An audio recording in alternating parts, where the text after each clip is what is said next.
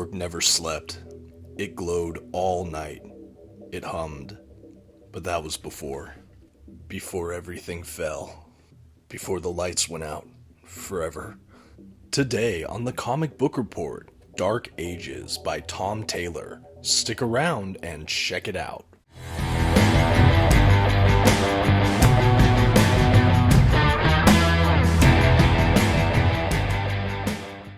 Greetings everyone, my name is Dominic and today you're watching the Comic Book Report, where we review comic books and graphic novels so you can get an idea of what to read. And today I'm really excited to review one of my recent reads, that is Tom Taylor's Dark Ages. This is a fun little mini-series, a kind of what-if, Elseworlds sort of title that explores a dystopian Marvel universe where all power and electricity is completely gone from the world. But before I get ahead of myself, let's go ahead and start the review. First, some quick facts about today's collection. The issues in this volume were written by Tom Taylor and penciled by Iban Coelho. The issues in this volume were first published by Marvel Comics beginning in 2020.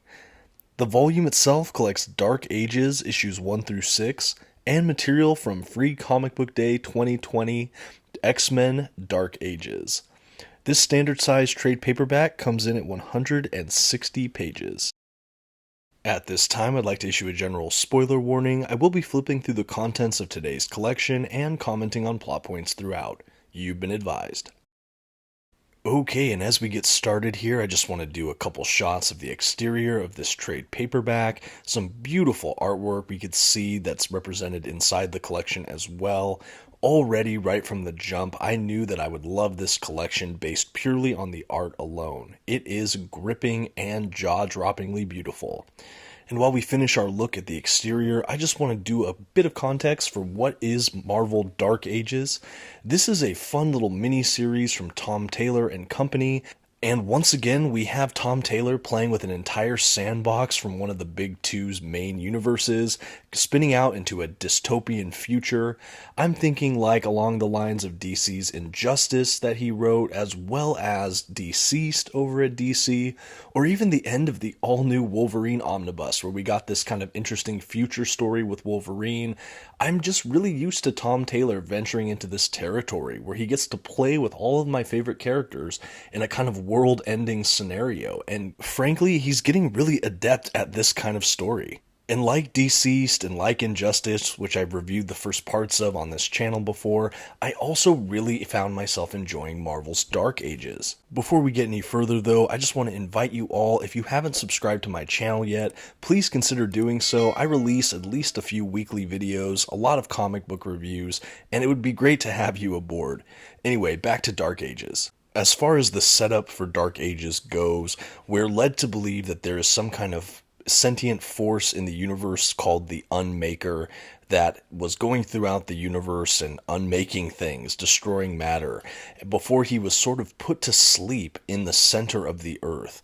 This storyline feels very similar to what we saw in the Marvel Eternals movie for the MCU that came out not too long ago. In that case, it was a celestial, but it's a very similar concept, that there's like this sleeping entity with unbelievable power built into the earth.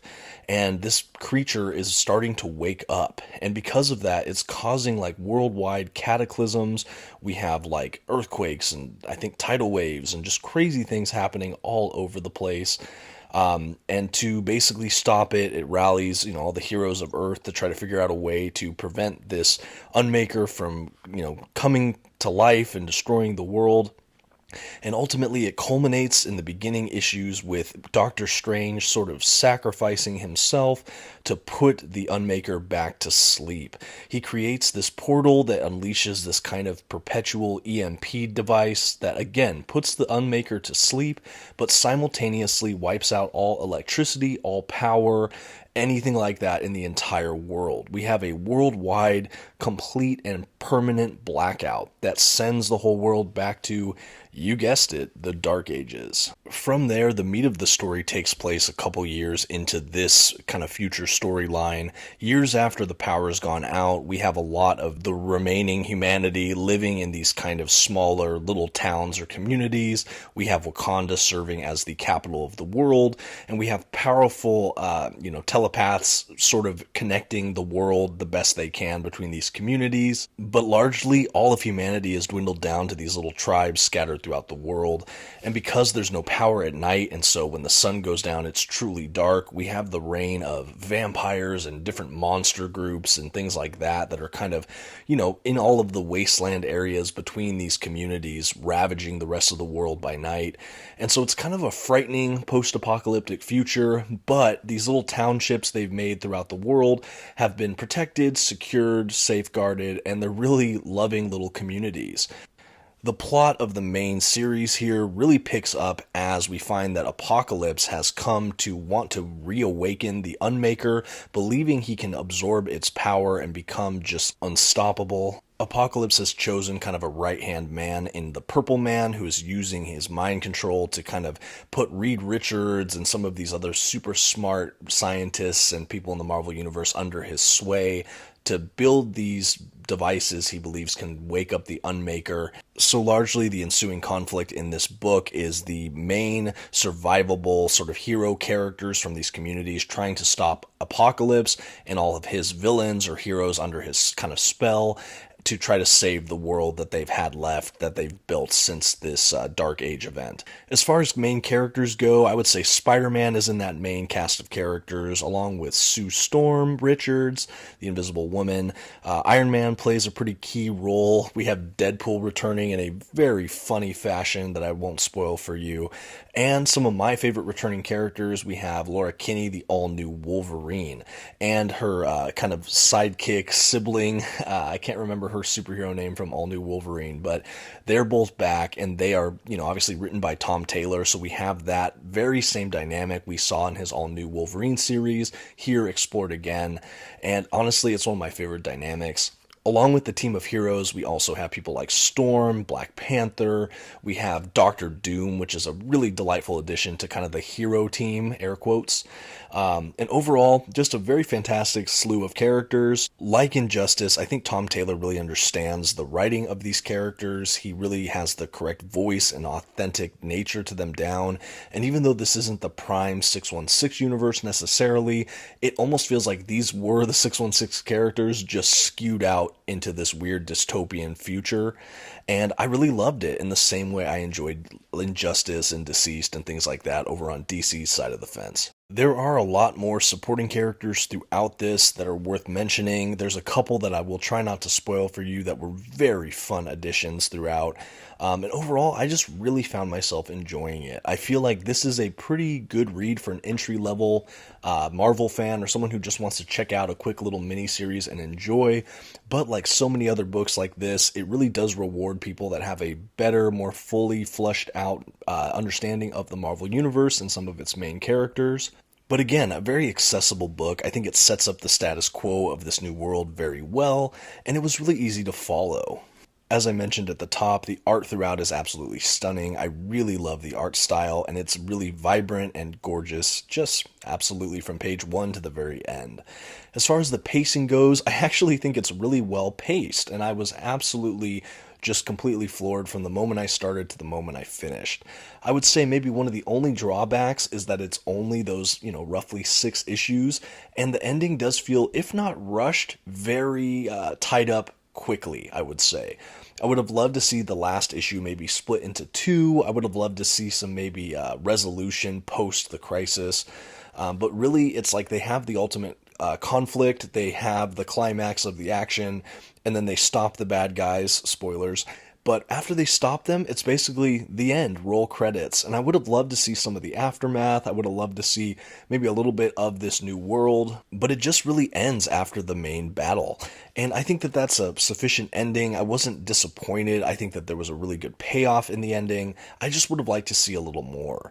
I also think that the world Tom Taylor's created with Dark Ages is such rich ground for future work, but they didn't really tease any future volumes, and maybe they'll return to this Dark Ages timeline. I certainly hope they do, but I don't know if this is just going to be a one-off little mini-series. The world building was very fascinating, and I found myself just asking so many more questions. It really did leave me wanting more. Not that the narrative was insufficient, but just that I love the world he created and I want more stories within this world.